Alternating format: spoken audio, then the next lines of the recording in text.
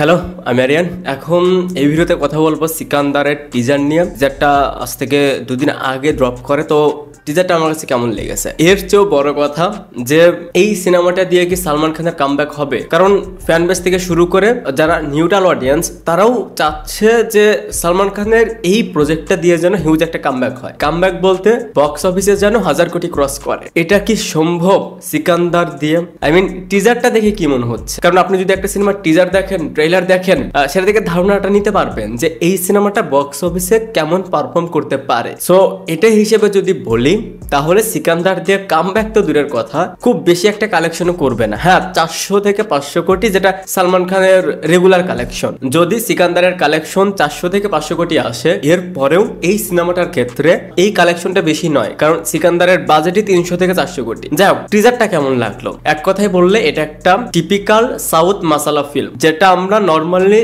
South ফিল্মে যে political থিমগুলো নিয়ে সিনেমা বানানো হয়, বিশেষ করে এই ফিল্মের যে ডিরেক্টর এআর মুরুগদাস, তার ফিল্ম লুক লাইক এরকমই হয়, যেটার কারণে এই সিনেমা থেকে পুরোপুরি একটা টিপিক্যাল সাউথ মাসালার ফ্লেভারটা পাওয়া যাচ্ছে। সিনেমার টিজার দেখে এতটুকু ক্লিয়ার যে এই সিনেমাতে পলিটিক্যাল অ্যাঙ্গেলটা থাকবে। যাই হোক, এই টিজারের আমার কোন বিষয়গুলো ভালো লেগেছে সেটা নিয়ে আগে বলি। কিছু অ্যাকশন সিকোয়েন্স রয়েছে, যদিও সেটা টিপিক্যাল, বাট সেগুলো দেখতে বেশ ভালোই লাগছে। বড় স্কেলে শুট করা, যদিও ট্রেনের ভিতর একটা অ্যাকশন সিকোয়েন্স রয়েছে, সেটা বাদ দিয়ে সেখানে দেখবেন যে সালমান খান ফাইট করছে, এরপর দুই পকেটে হাত দিয়ে একদম স্ট্যাচু হয়ে দাঁড়িয়ে রয়েছে। মনে হচ্ছিল যে ভাই বিগ বসের দুনিয়ায় আছে। কিছু অ্যাকশন সিকোয়েন্স দেখে মনে হয়েছে সেগুলো বিগ স্কেলে শুট করা, সেগুলো সিনেমা হলে দেখতে ভালো লাগবে। এরপর যেটা ভালো লাগে, যদিও এটা খুবই চিরচেনা, কারণ এটা সালমান খানের নিজস্ব সোয়াগ। তার হেঁটে আসার সিনগুলো যদি দেখেন, বা তাকে যদি অ্যাংরি মুডে দেখেন, বা সে যখন অনেক বেশি মুডি বা রাগান্বিত হয়ে, বা ভয়েসটার উপর যখন একটু চাপ প্রয়োগ করে ডায়লগ দেয়,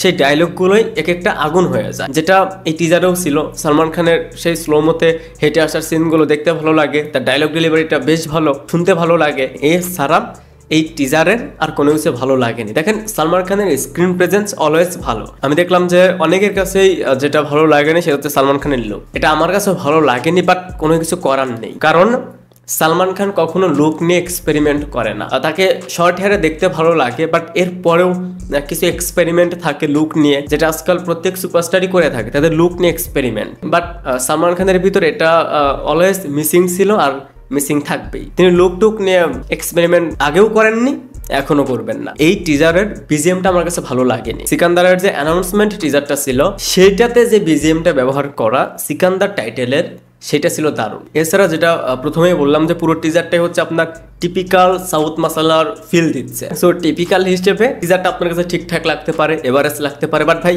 সালমান খানের কামব্যাক হবে, 1000 কোটি ক্রস করবে, সেই লেভেলের কোনো কিছুই ছিল না টিজারে, বা সেই আভাসটা দিচ্ছে না টিজার। যাই হোক, এই ছিল আমার ওপিনিয়নে সিকান্দারের টিজার। আপনাদের কাছে কেমন লেগেছে সেটা অবশ্যই কমেন্টসে জানাবেন। আর এই চ্যানেলে যদি আপনি নতুন হয়ে থাকেন তাহলে প্লিজ সাবস্ক্রাইব।